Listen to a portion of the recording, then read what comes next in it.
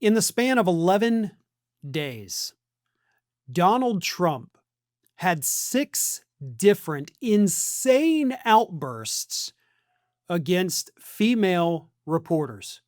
11 days, 6 different incidents.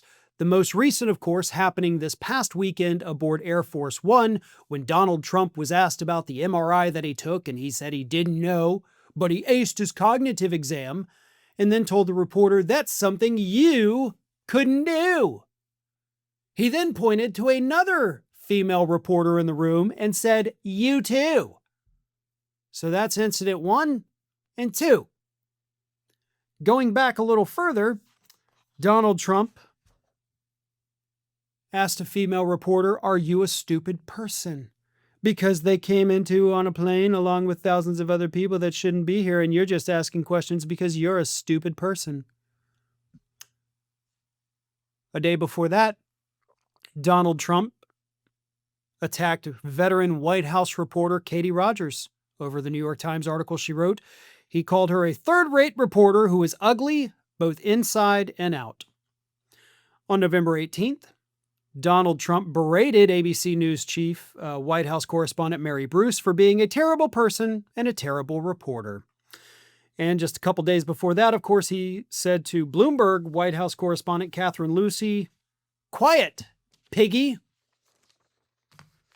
6 incidents with 6 different female reporters in 11 days.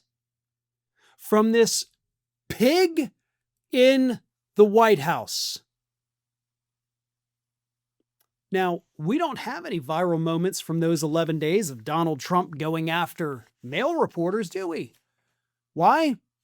Because Donald Trump hates women, which is not uncommon for people who love women like Trump does, because women are not people to him. Women are objects. Women are tools. They serve a purpose for him. But if they do not serve that purpose for him, I don't need this tool, but more importantly, I don't even like this tool. And we all know what that purpose is for Donald Trump. He can't stand strong women, and I think that's a given, right? Everybody understands that. I don't need to elaborate on that. That's what's at the heart of all of his misogyny. But then that begs the question. He has strong women around him. You know, I mean, we'd be kidding ourselves if we didn't say that Caroline Leavitt or Pam Bondi or even Kristi Noem weren't strong women. They're very motivated. They're not afraid of anything, right? They're gung-ho. I mean, I don't like any of them or like what any of them stand for, but you certainly can't call these women weak. So why are they okay? That's kind of drilling down more to the heart of the issue. Trump only likes women. Whether they're strong or weak, doesn't matter, but he only likes the women he can control, which of course is a form of weakness. But his ex-wives, his current wife, subservient to him. They put up with a lot. They put up with the adultery, knowing it was going on. Pam Bondi, Caroline Leavitt, Kristi Noem.